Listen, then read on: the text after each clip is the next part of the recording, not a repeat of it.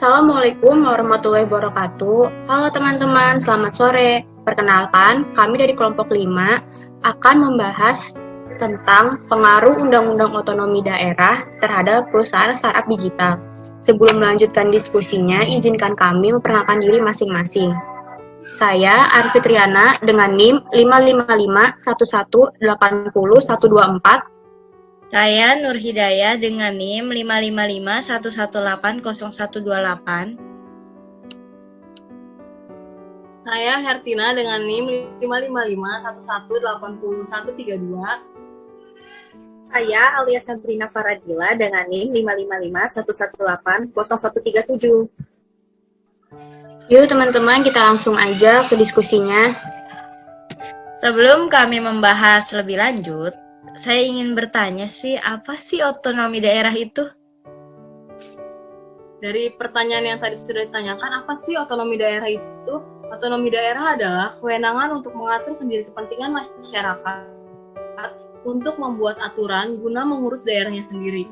Pelaksanaan otonomi daerah selain berlandaskan pada acuan hukum, juga sebagai implementasi tuntutan globalisasi yang harus diberdayakan dengan cara memberikan daerah kewenangan yang lebih luas, lebih nyata, dan bertanggung jawab, terutama dalam mengatur, memanfaatkan, dan menggali sumber-sumber potensi yang ada di daerah masing-masing. Pelaksanaan otonomi daerah di Indonesia didasarkan pada hukum dan undang-undang yang berlaku. Antara lain yang pertama, Undang-Undang Dasar tahun 1945 Amandemen kedua, Pasal 18 ayat 1-7, Pasal 18A ayat 1 dan 2, dan Pasal 18B ayat 1 dan 2.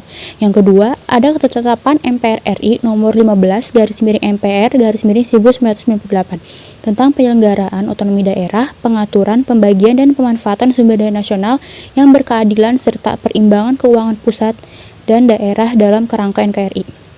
Yang ketiga, ketetapan MPR RI nomor 15/MPR/2000 tentang rekomendasi kebijakan dalam penyelenggaraan otonomi daerah. Berdasarkan Undang-Undang Nomor 23 Tahun 2014, kewenangan pemerintah daerah meliputi yang pertama, pemerintah daerah menyelenggarakan urusan pemerintahan menurut asas otonomi dan tugas pembantuan dengan prinsip otonomi seluas-luasnya sesuai dalam Sistem Negara Kesatuan Republik Indonesia.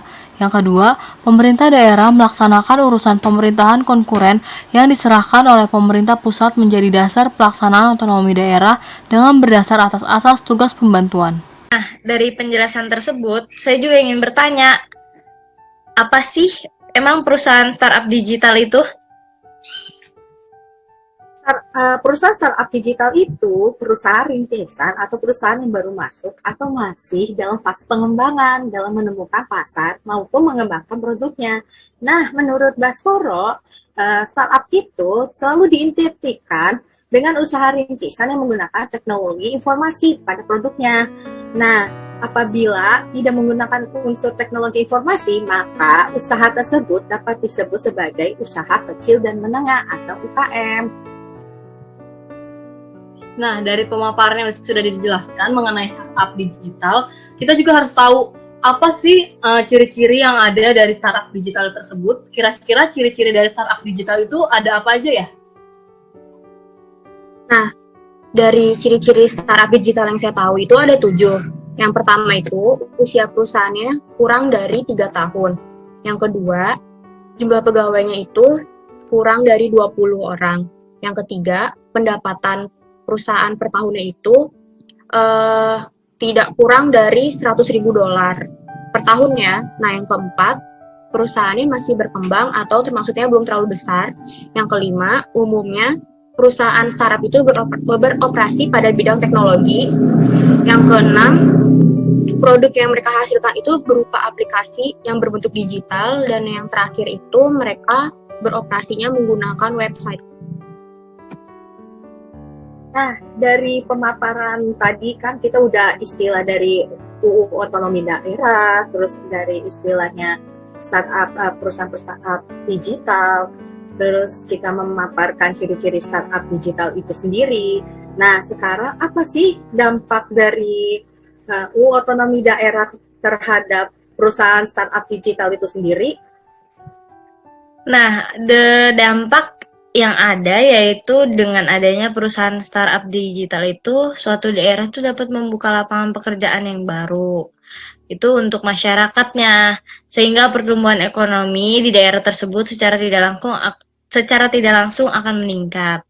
Yang kedua itu jika di dalam daerah tersebut terdapat UMKM, maka si perusahaan ini akan membantu UMKM dalam mengembangkan usahanya, dan perusahaan startup digital ini berinovasi dalam membantu UMKM untuk menghasilkan produk yang berbeda dengan produk lainnya.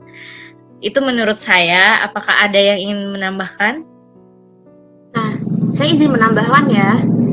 Jadi, perusahaan startup juga dapat mengembangkan pariwisata yang ada di daerah tersebut agar masyarakat yang dari luar daerah jadi tahu dan bisa dapat berkunjung ke wisata tersebut. Jadi tuh jadi dia juga dapat membantu mempromosikan wisata tersebut ke luar daerah atau bahkan bisa ke mancanegara.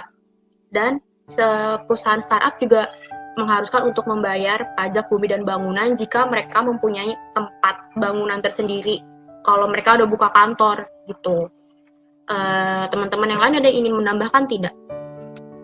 Mungkin saya juga ingin menambahkan dengan adanya ketentuan dari pemerintah daerah atau provinsi dalam memberikan upah minimum kepada seorang karyawan dalam suatu perusahaan, maka perusahaan startup digital juga harus bisa memberikan upah minimum itu sesuai dengan ketentuan yang sudah diberikan oleh pemerintah, sehingga nantinya karyawan tersebut juga dapat menerima upah yang sesuai dengan ketentuan yang diberikan oleh pemerintah. Selain itu juga dampaknya itu dapat berinovasi di bidang pendidikan untuk membantu permasalahan pendidikan di daerah tersebut dengan memperkenalkan serta menggunakan teknologi. Jadi dengan adanya startup digital itu dapat membantu pemerintahan daerah gitu tuh untuk meningkatkan kualitas pendidikan yang ada gitu di suatu daerah, sehingga nantinya kualitas dari masyarakat yang ada di daerah tersebut juga dapat meningkat gitu, dapat mengikuti perkembangan zaman yang ada dengan pendidikan yang diberikan oleh perusahaan startup tersebut. Begitu. Oke, kalau begitu, maka dari hasil diskusi kita kali ini, maka dapat kami simpulkan ya. Jadi otonomi daerah ini adalah sebuah kewenangan untuk mengatur sendiri kepentingan masyarakat atau kepentingan untuk membuat aturan guna mengurus daerahnya sendiri. Nah, sedangkan perusahaan startup digital artinya perusahaan yang baru masuk atau masih berada pada fase pengembangan dalam menemukan pasar maupun mengembangkan produknya. Nah, dengan adanya UU otonomi daerah ini, maka perusahaan startup tersebut dapat memanfaatkan dan menggali sumber-sumber potensi yang ada di daerah tersebut. Nah, di mana nih perusahaan startup digital itu melakukan riset dalam mencari solusi atas masalah masyarakat yang ada di daerah tersebut, seperti nih, misalkan adanya kemiskinan dan pengangguran di daerah tersebutnya. Terus yang tadi udah disebutkan di dampak juga, misalkan di bidang pendidikannya ada kurang merata atau masih belum canggih, jadinya si perusahaan startup ini mengembangkan teknologinya dan berinovasi untuk membuat suatu produk pendidikan di dalam teknologi informasi dan lain-lainnya.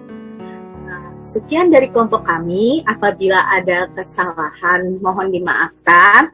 Wassalamualaikum warahmatullahi wabarakatuh.